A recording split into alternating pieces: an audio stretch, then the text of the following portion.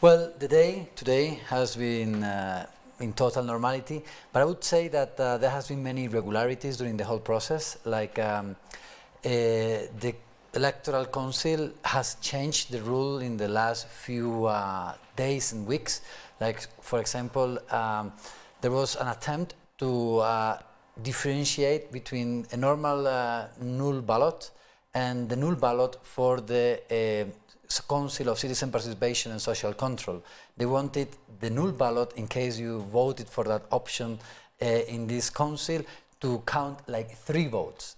And this is something a bit surrealistic, in the sense that you have never seen before in history that the null ballot counts 3 times instead of 1 time.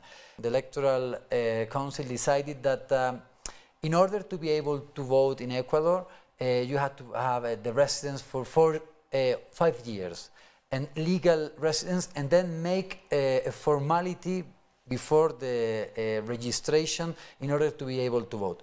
In my case, for example, I've been for more than 5 years legally resident in Ecuador, but suddenly I realized that I was not in the registration, electoral registration anymore, and I didn't have the chance in order to register myself for these elections. So this has been a complete regressive human rights policy, because of a supposed formality.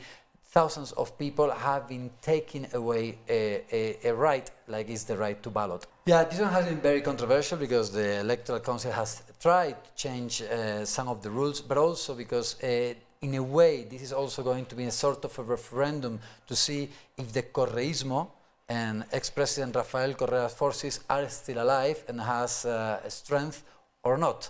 In a way, depending on the amount of city towns and councils that the Correístas will take over, we will be able to measure which is going to be the foreseen future in Ecuador.